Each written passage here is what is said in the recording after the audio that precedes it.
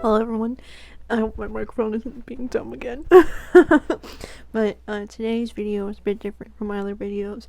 It's more of like a personal vlog commentary thing.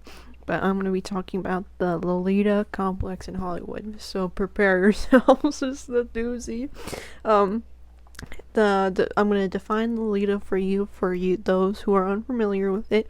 It's basically an antonym. I'm not sure if I said that word correctly, like how Romeo means like lover boy and Frankenstein means like monster. It's just a word that means something else, I guess. A little English lesson for you.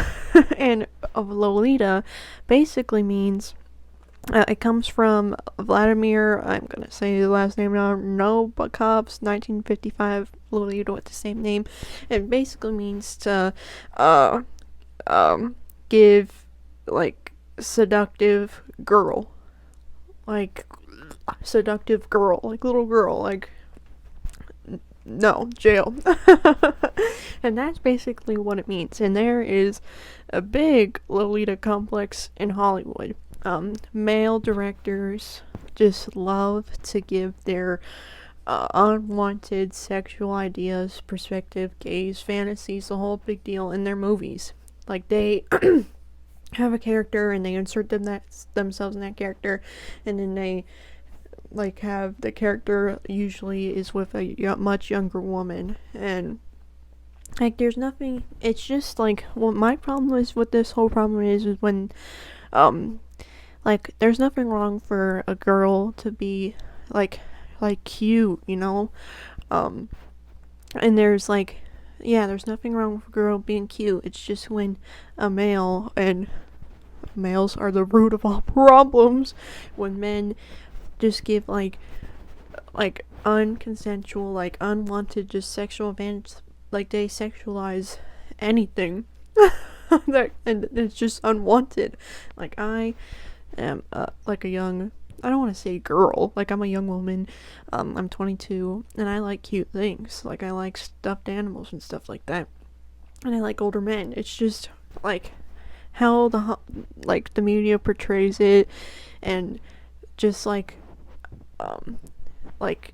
is just icky and gross. And because I'm in my 20s, I feel because I like older men, I feel it's a little bit okay. But my problem is when they are with a teenager. That is just disgusting, unredeemable, gross. If a woman in her 20s, 30s, and so on wants to be with a much older man, that's her business. I feel once she has the mental capacity, at 25, that's when your brain fully develops. I feel that's okay, you want to pursue being in a relationship with an older man, older woman. But it's because Hollywood loves just sexualizing teenagers. People like Woody Allen, Dan Schneider, he has alleged, he's the guy that did iCarly, Victorious, all the Nickelodeon shows. He has alleged sexual allegations against him. He's just a big ass predator. It's not funny. It's just how are these men able to still make the shows and still be in Hollywood after all the abuse they've got? It's fucking beyond me. But that's there's a big just pedophile problem in Hollywood, Lolita complex. I'm gonna get into that. And with Jeffrey Epstein and Harvey Weinstein, it's just all these men are just horrible human beings and just deserve to die or rot in jail. I don't even care. And not to be confused with, there is a Lolita problem in Japan, but there's also Lolita Fashion, and that's more of Lolita Fashion's highly influenced by Victorian clothing. It's supposed to be gothic, and it has a very distinct style to it. I believe that's a different thing, not to be confused with. And Lolita Fashion Japan fucks. Excuse my French. But yeah, and age gaps is not a new phenomenon in Hollywood. like Leonardo DiCaprio, a big actor who I don't even think, one, he's not that cute, fight me on that. Like, he just looks like weird to me, but he's not even that cute, and he's like a okay actor. He's dates like like fresh out of high school girls. Like, he only dates 20-year-olds, which I think is disgusting. Like, he's like a predator in my opinion. And it just shows the double standards. Like, they only show men who date younger women. There are few and far in between, like, cougar films. We need more cougar content in the year 2021. Only with males that are of age, of course, not teenage males, because sexual assault happens to females and males if you've been living under a rock. But we need more cougar content. Yeah, like, this is like, it's just men get praised for dating younger women, but then it's just not. There's like few like reversed roles in that, like, represented, and it's just like women are only like good in their like young, like, sexual, like, only good if they're young, and it's just Hollywood is a canker sore of society. And yeah, this is not a new phenomenon. In the 50s, there was Audrey Hepburn and Humphrey Bogart starring this film, Sabrina, which I love Sabrina, but there was a 24-year age gap between them. Like, what the fuck? Like, is there a movie with that age difference where the female is older and the male is younger? I can't think of any. And, like, that's just crazy to me. And this one, Maggie Gyllenhaal and Jeff Bridges. Like, Jeff Bridges is my dad, and, you know, Maggie Gyllenhaal, I believe, was, like, in her late 20s, 30s when this came out, so I don't see, like, a problem with it.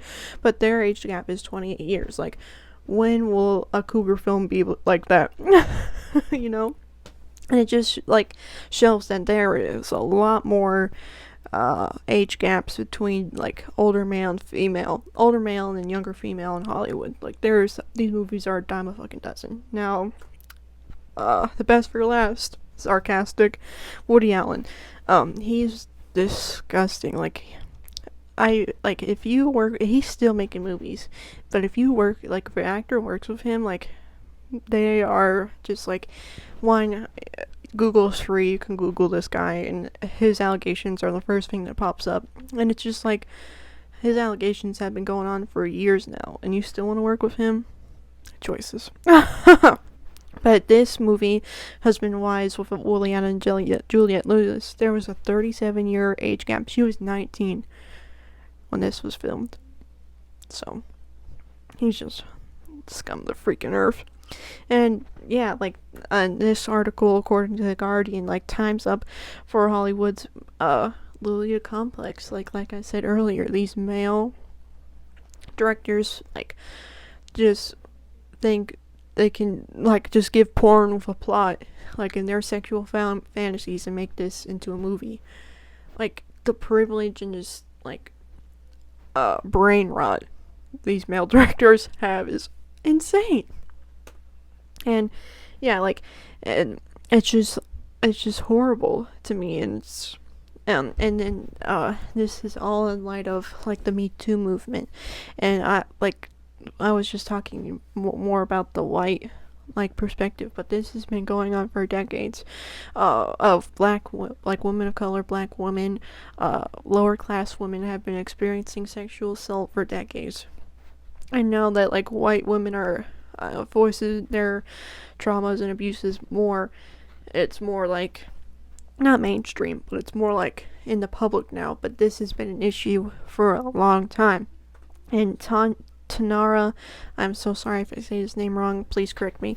Tanara Burke, she coined the term the Me Too movement. Tanara Burke made the Me Too movement, but she rarely gets credit for it, and it was created for sexual violence survivors, particularly those women of color. Sorry, ate mashed potatoes. But yeah, she made the movement that, like, helped so many, like, people, and it's been a problem, and I feel like more women voices should be heard, and I just feel like these men should not have power anymore in Hollywood.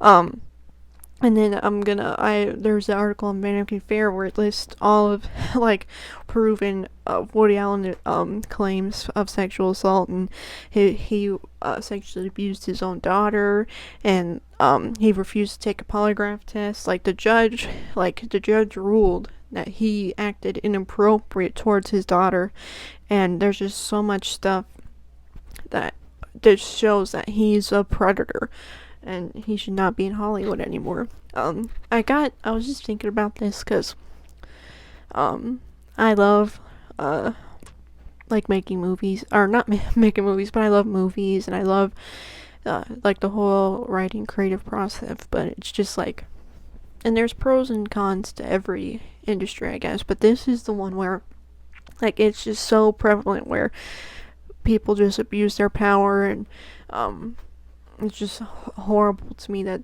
this shit's still happening, and I hope it changes in the future. But yeah, thank you for listening to my talk. I hope you guys have a lovely day, and thank you for watching. Thank you guys so much for watching. Have a lovely day.